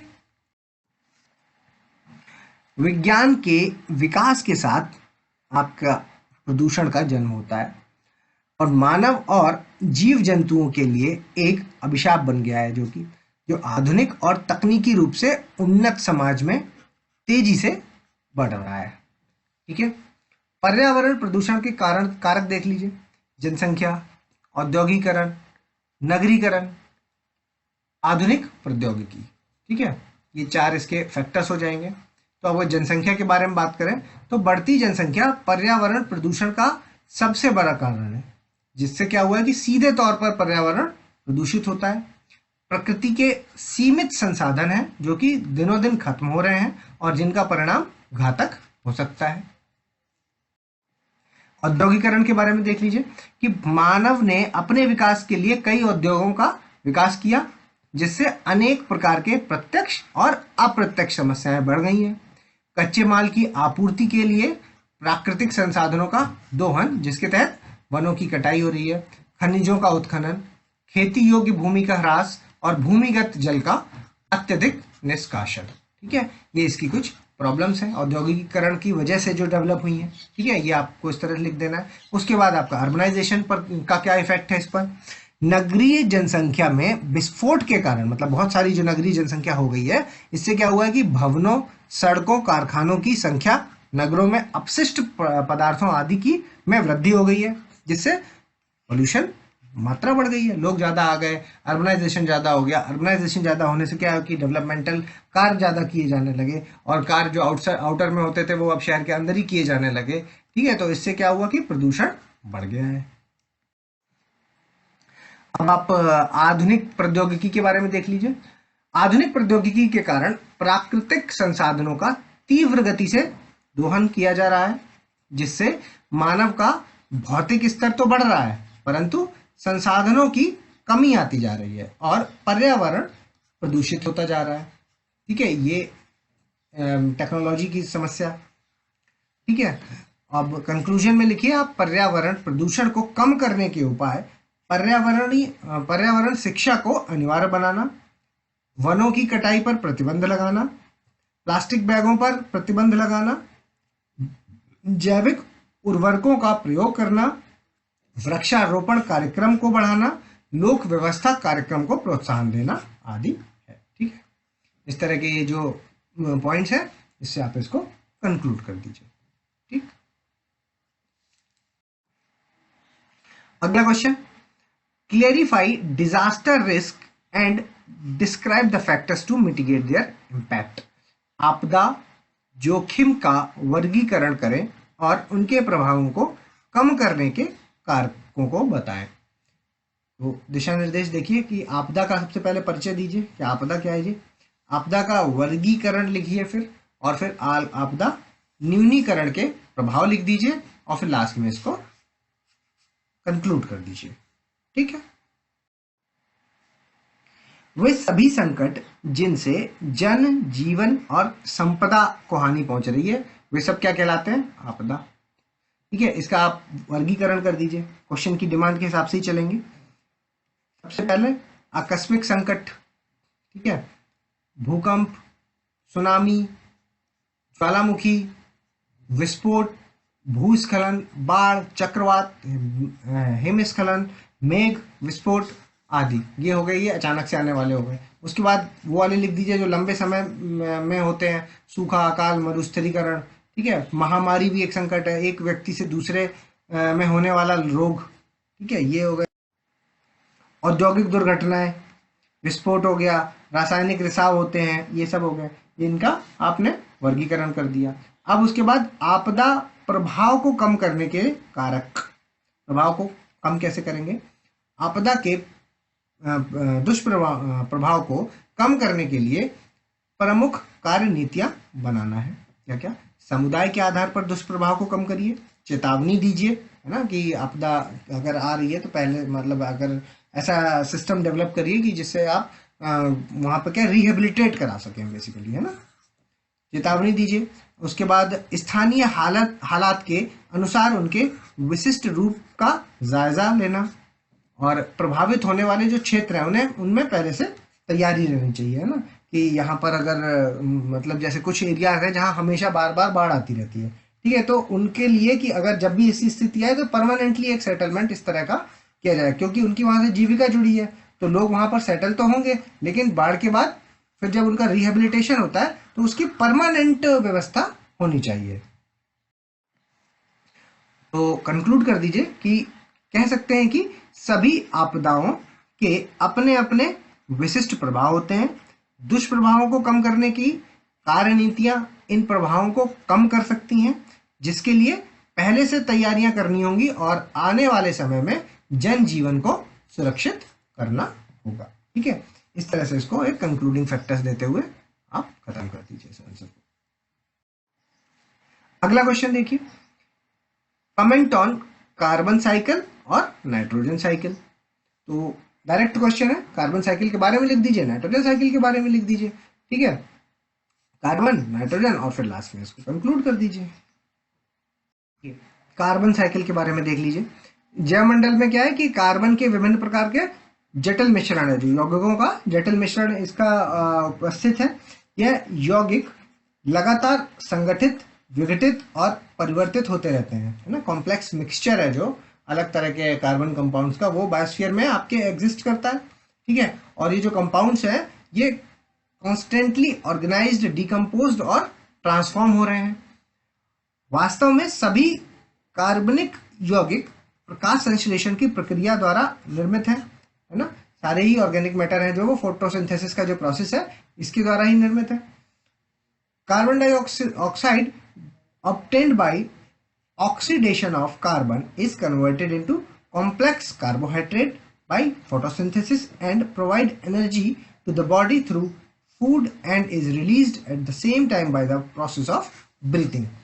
कार्बन में जो ऑक्सीकरण होता है उससे प्राप्त जो कार्बन है, कार्बन डाइऑक्साइड है, वो क्या है कि फोटोसिंथेसिस द्वारा एक क्या नाम है कॉम्प्लेक्स कार्बोहाइड्रेट के में चेंज हो जाती है, और फिर वो कहाँ पहुंचती है, खाने के माध्यम से शरीर में आ जाती है।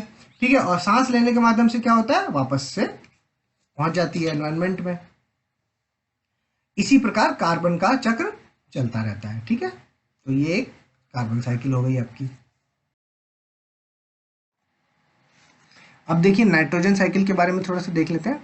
इसके अंतर्गत वायुमंडलीय नाइट्रोजन का विभिन्न यौगिकों में परिवर्तन किया जाता है ना, डायरेक्ट नहीं ले सकता, तो इसको क्या कहते हैं, नाइट्रोजन फिक्सेशन, है ना। नाइट्रोजन को क्या है कि सेंट्रल पोजीशन प्राप्त है, तो इसमें क्या है कि जीवधारी है और ये जो पौधे हैं ये दोनों वायुमंडल से डायरेक्ट फॉर्म में नाइट्रोजन नहीं लेते हैं। ठीक है, जीवधारी क्या करेंगे कि प्रोटीन में कन्वर्ट करके लेंगे और प्रोटीन के रूप में लेंगे, और जो पौधे हैं वो मिट्टी से लेंगे। ठीक है, तो वायुमंडल की, इसको कंक्लूड करेंगे, वायुमंडल की नाइट्रोजन का वनस्पतियों में भूमि द्वारा पहुंचाना तथा जीव जंतुओं द्वारा इसका पुनः वायुमंडल में निष्क्रमण ही नाइट्रोजन चक्र होता है। ठीक है, तो आपने दोनों को बता दिया, कार्बन साइकिल को भी और नाइट्रोजन साइकिल। यही डायरेक्ट क्वेश्चन था। देखिए 15वां क्वेश्चन है जो, वो है how the internet and the social media is a threat to a security of India, suggest some measures to stop it. ये इंटरनल सिक्योरिटी के चैलेंजेस वाले टॉपिक से है। इंटरनेट और सोशल मीडिया किस प्रकार देश की सुरक्षा के लिए खतरा है, इसको रोकने के सुझाव बताएं। तो गाइडलाइंस देखिए, कंप्यूटर और इसके काम का संक्षिप्त परिचय दें। इंटरनेट के माध्यम से धोखा देने के वाले कुछ उदाहरणों को लिख दीजिए, और धोखा देने में सोशल मीडिया की जो भूमिका है उसके बारे में थोड़ा सा लिख दीजिए। साइबर अटैक से जो बचाव है उसके टिप्स बता दीजिए, और फिर बाद में इसको कंक्लूड कर दीजिए। ठीक है, इन लाइन स्पेस आंसर को आप अटेम्प्ट कीजिए, और फिर अटेम्प्ट करने के बाद हमारे एक्सप्लेनेशन को सुनिए। देखिए पहले कंप्यूटर की प्रॉब्लम्स, कंप्यूटर से जो हो रहा है उसके बारे में डिस्कस कर लेते हैं, मतलब इंट्रोड्यूस कर देते हैं। कंप्यूटर के माध्यम से संदेश को प्रचारित और प्रसारित कर के ये कार्य कर सकते हैं।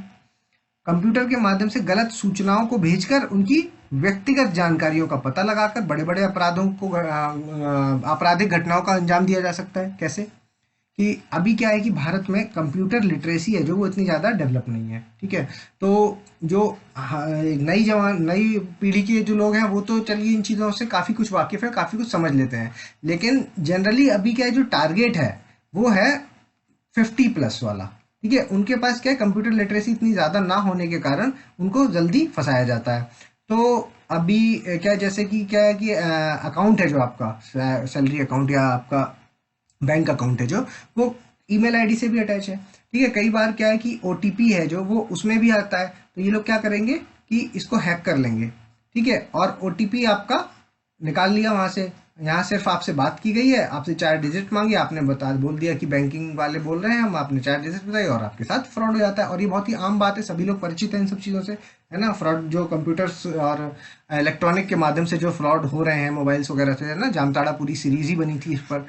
ठीक है, तो इन चीज़ों ये इसी से डायरेक्ट लिंक है। इसके अलावा कुछ उदाहरण लिख देते हैं कि हाल ही में 32 लाख रुपए डेबिट कार्ड की हेराफेरी से चोरी किए गए, जिसमें व्यक्तिगत खातों को इंगित कर उनसे पैसों की चोरी की जा रही है।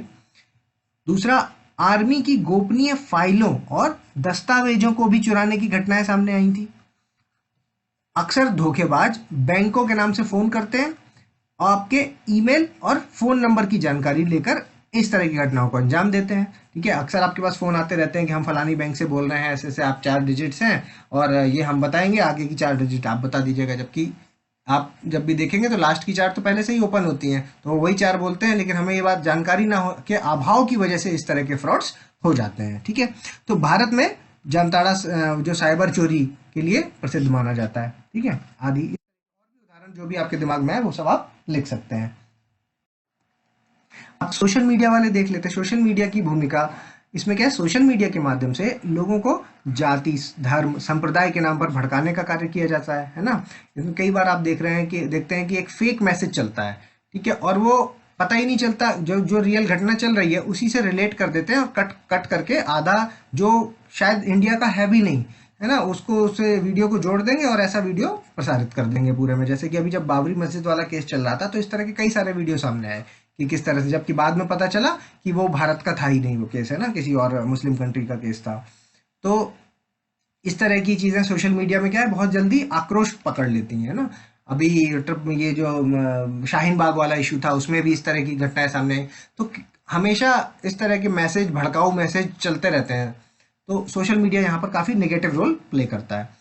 और उदाहरण में देखिए, मुजफ्फरनगर के दंगे हो गए, दादरी कांड हो गया, पहलू खाल कांड हो गया, है ना, लोग तुरंत इकट्ठे हो जाते हैं और एक मॉब लिंचिंग जैसी घटना को अंजाम दे देते हैं। ठीक है, युवाओं में आतंकवाद फैलाने में भी ये कार्य कर रहा है। ठीक है, जैसे कि ISIS वाला ले लीजिए आप। ठीक है, अब आगे देखते हैं साइबर अटैक को रोकने के कुछ सुझाव। साइबर सेल की स्थापना, साइबर सुरक्षा योजना, साइबर मीडिया की गहन निगरानी रखना और आतंकवाद प्रभावित क्षेत्रों की पहचान करना, ठीक है, और लोगों को नियोजित सोशल मीडिया अपराधों के प्रति जागरूक करना, ठीक है। तो ये एक इम्पॉर्टेंट है कि आपको इन पॉइंट्स पर थोड़ा सा विचार करने की ज़रूरत है कि ये तो चलिए कुछ तो ऐसे हैं इनमें से जो गवर्नमेंट के ऊपर डिपेंड करते हैं, लेकिन कुछ आपके ऊपर भी डिपेंड करते हैं कि कितना आपको यूज़ कर रहा है और किस तरह से इसको सच्चाई माननी है ना। हर मैसेज की जब तक आपको ऑथेंटिसिटी ना पता हो और तब तक उस पर विश्वास ना करें। तो इसके अलावा इसका जो कंक्लूजन है या ये सर्ट है ना, CERT है जो, ये स्पेशल टास्क फोर्स का निर्माण करना, ठीक है, सर्ट के जैसे। तो इसका कंक्लूजन कर दीजिए कि अतः सोशल मीडिया और इंटरनेट के माध्यम से कई तरह की आपराधिक घटनाओं को अंजाम दिया जा सकता है, जिसके तहत सरकार को कठोर नियम बनाने की आवश्यकता है और उनका पालन करवाने की आवश्यकता है ना। इस तरह से आप इसको कंक्लूड कर दीजिए। अगला क्वेश्चन है जो वो मॉब लिंचिंग के ऊपर है। Discussing the mob lynching in Indian context and right there reasons. भारतीय परिप्रेक्ष्य में भीड़ हिंसा पर चर्चा करते हुए उनके कारण लिखें। तो दिशा निर्देश देखिए, भीड़ की लिंचिंग मतलब मॉब लिंचिंग पर का परिचय दीजिए आप। फिर उसके बाद मॉब लिंचिंग के जो संबंध में सर्वोच्च न्यायालय के निर्णय है, ठीक है, उनके बारे में लिख दीजिए। और मॉब लिंचिंग के प्रमुख कारणों को भी लिख दीजिए कि क्यों होता है ऐसा, और फिर बाद में इसके जो इल इफेक्ट्स है, बुरे प्रभाव है, उनको बताते हुए इसका समापन कर दीजिए, कंक्लूड कर दीजिए इसको, ठीक है। किसी समूह द्वारा सामूहिक रूप, होता क्या है मॉब लिंचिंग है ना, ये डिफाइन कर रहे हैं हम। किसी समूह द्वारा सामूहिक रूप से किसी एक व्यक्ति को जब दंडित किया जाता है ना, पूरा समूह जब किसी एक व्यक्ति को दंडित करने लगे और उसका अपराध किसी एक व्यक्ति पर ना आकर पूरे समूह पर आ जाए, तो उसे भीड़ हिंसा कहते हैं, ठीक है। मणिपुर, राजस्थान, मध्य प्रदेश में एंटी मॉब लिंचिंग बिल भी पास किया गया। और सुप्रीम कोर्ट के कुछ निर्देश हैं उसके देखिए। सुप्रीम कोर्ट ने जुलाई 2018 में तहसीन पूनावाला के मामले में सभी राज्य सरकारों और सभी DGP को निर्देश किया कि वे ऐसे संवेदनशील स्थलों की पहचान करें और CRPC की सही धाराओं का प्रयोग करें। ये सुप्रीम कोर्ट का निर्णय है। यह भारत की बहुलवाद और धार्मिक, सामाजिक, सांस्कृतिक विविधता पर प्रश्न चिन्ह लगाता है मॉब लिंचिंग, ठीक है। और क्या है, यह सामाजिक अतिवाद की ओर इशारा करता है, ठीक है, सोशल एक्सट्रीमिज्म की ओर इशारा करता है, सोशल फैब्रिक को तोड़ रहा है। मतलब सोशल फैब्रिक का मतलब हुआ हमारा जो हम लोग जो संगठित होकर के रहते हैं, एकता कह सकते हैं आप, एकता को तोड़ रहा है ना, हमारा एक जो सामाजिक बॉन्डिंग है उसको खराब कर रहा है। और संविधान की ओर से बोले तो आर्टिकल 25, आर्टिकल 19(5), आर्टिकल 30 की धज्जियां उड़ा देता है, ठीक है। अब इसके कारण देख लीजिए, कट्टरवादी संगठनों द्वारा भड़काने से उत्पन्न होती है ये, क्योंकि कुछ लोग अपने उद्देश्य की पूर्ति के लिए भीड़ में आग में अपनी भावनाओं को फैलाकर शासन के विरुद्ध अनैतिक काम करते हैं तथा उन्हें चिन्हित करना भी मुश्किल हो जाता है ना, कि अगर कोई एक आदमी को दिया गया है तो वो भाई जवान खोल सकता है, बता सकता है कि क्या है, लेकिन जब भीड़ पूरा ऐसा काम कर रही है तो किससे किससे पूछेंगे, ठीक है। इसके अलावा क्या है कि इंटॉलरेंस, धार्मिक सहिष्णुता की में कमी आ जाती है, इसका एक प्रमुख कारण होता है ये, ठीक है, धार्मिक रिलीजियस इंटॉलरेंस। इसके अलावा राजनीतिक ध्रुवीकरण के कारण धार्मिक असहिष्णुता का बढ़ावा मिलता है, promotion of religious intolerance due to political polarisation, है ना। तो इससे क्या है कि एक तरफ हो जाता है कि ये हमारे धर्म के अगेंस्ट हो रहा है इसलिए ऐसा करना बहुत जरूरी है। तो इससे क्या होगा कि एक पॉलिटिकल पोलराइजेशन हो जाता है ना, एक तरफ हो जाती है सारी भीड़।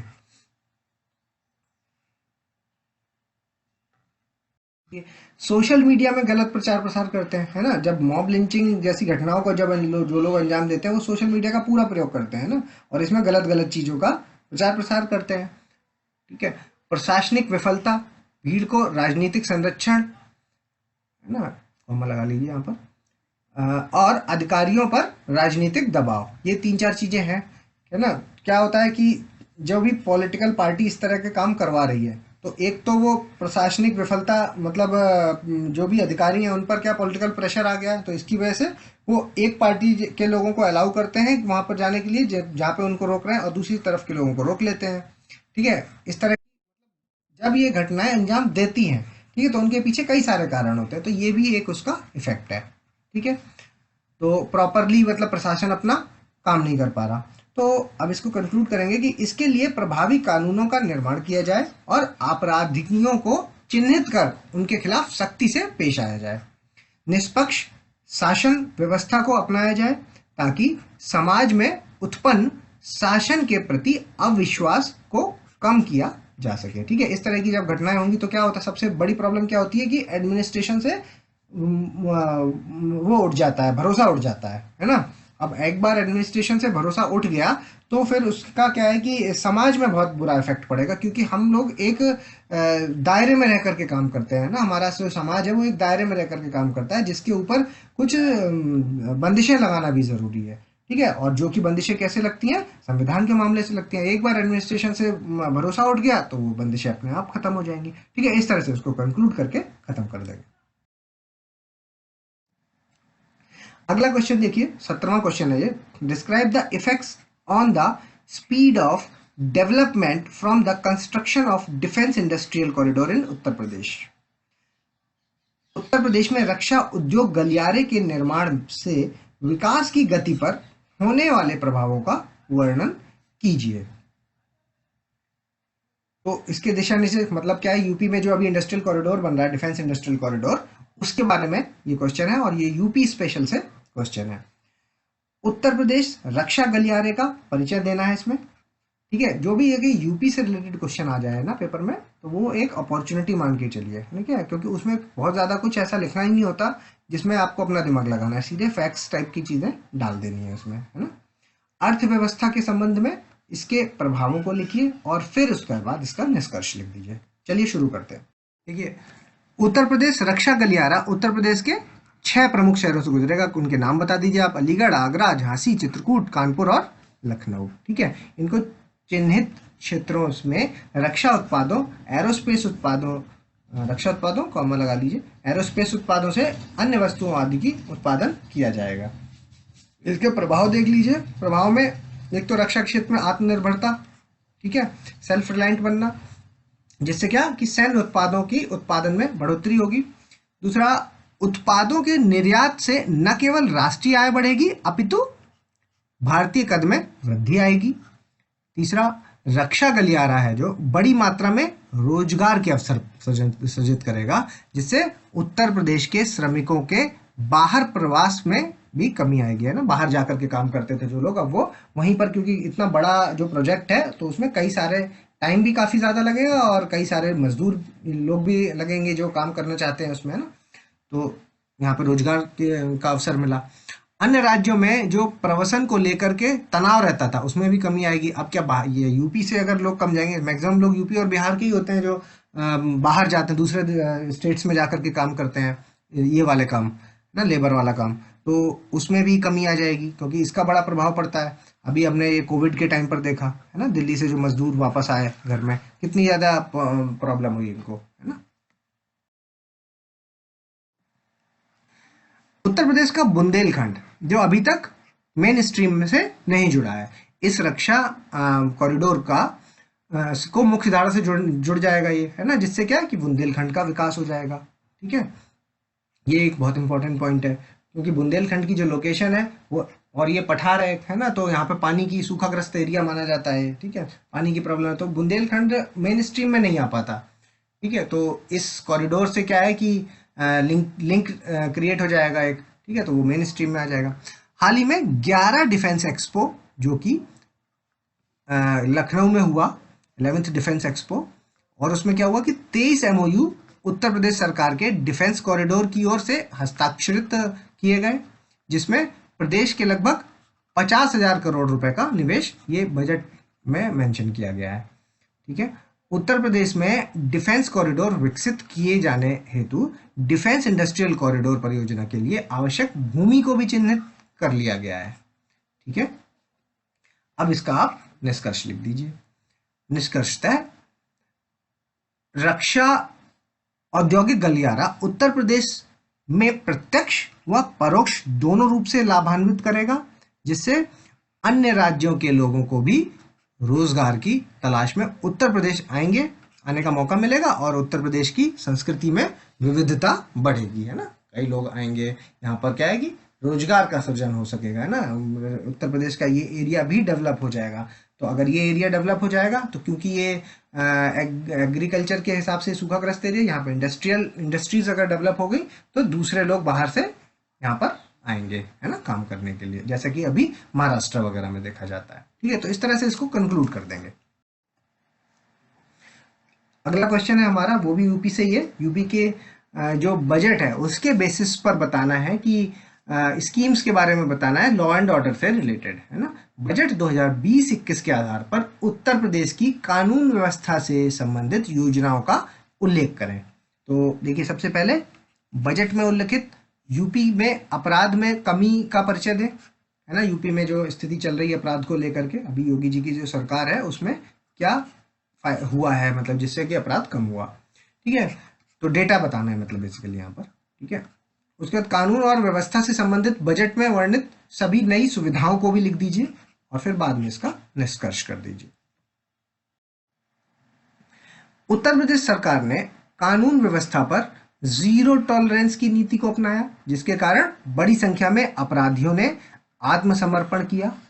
वर्ष 2017 के सापेक्ष गत वर्ष दुष्कर्म की घटनाओं में, अब इनका डेटा हम लिखेंगे, 35% की कमी आई है।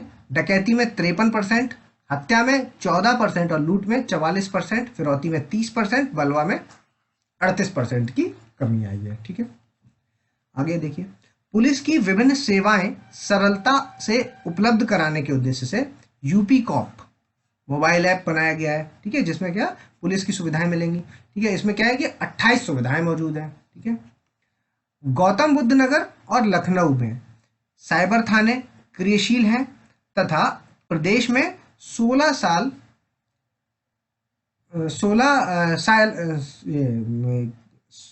साइबर थाने, है ना, साइबर थानों की स्थापना किए जाने का निर्णय लिया गया है।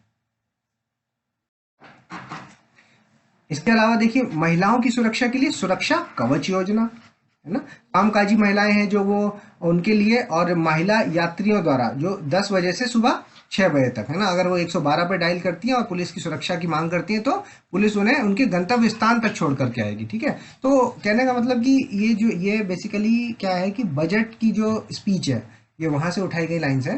तो आप एक बार इस क्वेश्चन की जो डेटा है उसको एक बार जरूर याद कर लीजिएगा, अगर इनके अभी फ्यूचर में पूछ ले तो डेटा आपके पास होना चाहिए, है ना। या फिर आप कहीं ऐसे वगैरह में भी यूपी से रिलेटेड कोई ऐसे आए तो उसमें भी यूज कर सकते हैं। ठीक है, लॉ एंड ऑर्डर से संबंधित दो महिलाएं हर एक शिफ्ट में नियुक्त की जाएंगी, और इसके अलावा पुलिस बल आधुनिकीकरण योजना, विधि विज्ञान प्रयोगशाला, मतलब कई सारी योजनाओं का वर्णन है यहाँ पे, सारी योजनाएं लिखी है ना। पुलिस कैडेट योजना, cyber crime prevention against women and children आदि, इन सब की व्यवस्था की गई है। ठीक है, ये सारी योजनाओं के नाम, सेफ सिटी लखनऊ योजना, Uttar Pradesh police forensic university, ठीक है, ये सब डेवलप किया जाएगा। अब इसको आप कंक्लूड कर दीजिए। इन योजनाओं से उत्तर प्रदेश में भविष्य में अपराधों को कम होना तो सुनिश्चित ही है, पर इन योजनाओं को गंभीरता से लागू करना, मतलब मेन क्या, इम्प्लीमेंटेशन, है ना। योजना तो आ जाएगी लेकिन उसका इम्प्लीमेंटेशन अच्छे से होना चाहिए। गंभीरता से लागू करने के लिए सरकार को सतर्कता से निगरानी करनी होगी ताकि उत्तर प्रदेश में बिकरू कांड जैसे अपराध की पुनरावृत्ति ना हो, है ना, दोबारा रिपीट ना हो इस तरह के जो हत्याकांड, जैसा कि बिकरू हत्याकांड था जिसमें कि लॉ एंड ऑर्डर का कोई डर ही नहीं दिखा, है ना। इस तरह से इसको कंक्लूड करेंगे और आगे बढ़ते हैं अगले क्वेश्चन की ओर। यहां पर क्या है कि discuss the main objective of integrated horticulture development mission MIDH। ठीक है, एकीकृत बागवानी विकास मिशन के मुख्य उद्देश्यों पर चर्चा करें। देखिए, उत्तर प्रदेश की बागवानी की स्थिति का परिचय करा दें सबसे पहले, फिर पॉइंट वाइज लिख दीजिए कि MHID के जो उद्देश्य हैं, ठीक है, और उनको बता दीजिए, और फिर लास्ट में कंक्लूजन लिख दीजिए। उत्तर प्रदेश में बागवानी को बढ़ावा देने के लिए उत्तर प्रदेश सरकार ने MIDH योजना को लागू किया, जिससे इसके मुख्य उद्देश्य क्या है?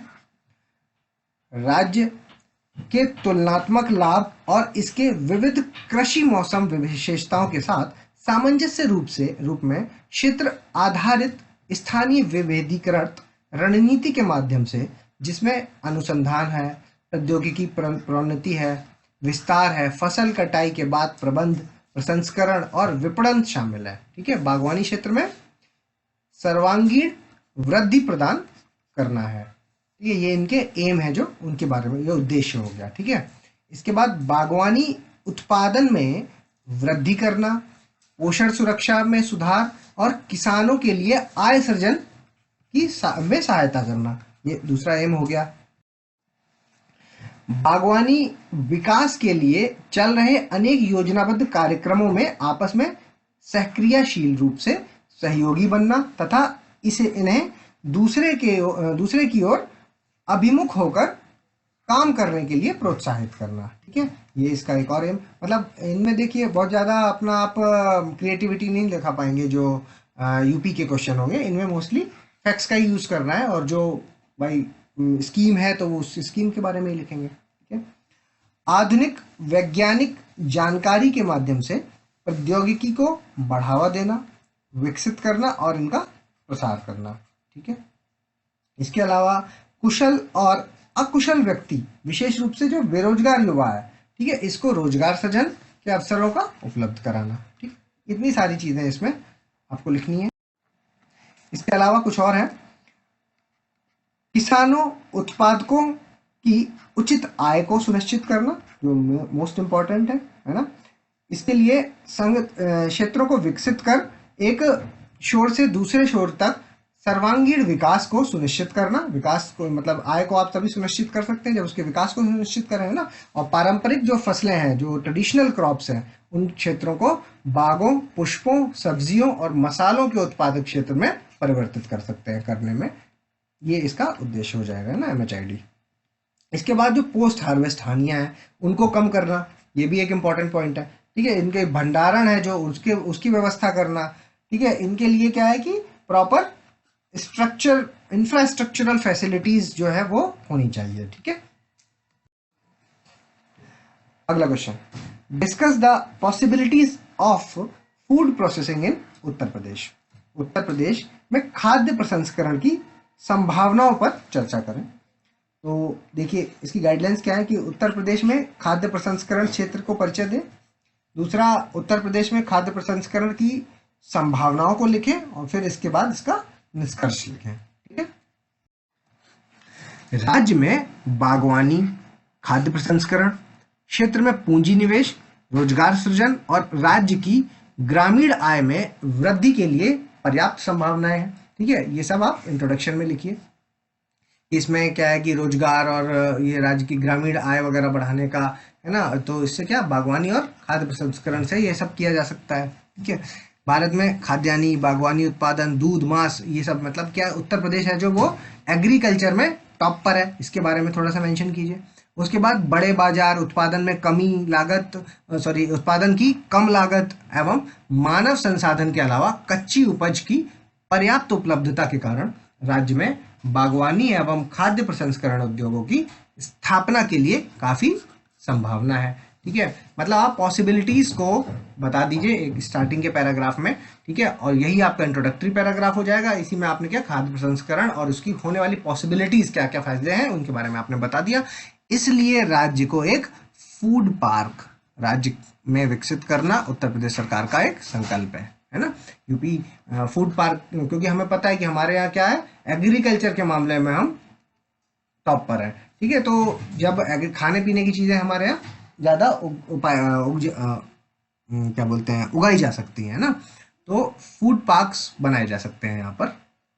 देखिए, उत्तर प्रदेश में विभिन्न कृषि जलवायु क्षेत्रों में वर्ष भर खाद्यान्न है ना, हमारे यहाँ क्या है कि 3 सीजन होते हैं। ठीक है, और उत्तर प्रदेश में मोस्टली तीनों जो क्रॉप्स हैं रबी क्रॉप, खरीफ और जायद तीनों का ही उत्पादन होता है। ठीक है, कुछ क्षेत्र को छोड़ दिए, जैसे बुंदेलखंड वाला क्षेत्र है, वहां पर क्या है कि 2 ही क्रॉप्स होती हैं। तीसरी, क्योंकि वहां पर जल की प्रॉब्लम है, तो इसलिए तो क्या है कि जो भी सरप्लस अमाउंट है, ठीक है, उसको क्या है कि वैल्यू एडेड चेन में प्रोसेस्ड प्रोडक्ट्स का यूज करने की अब जरूरत है।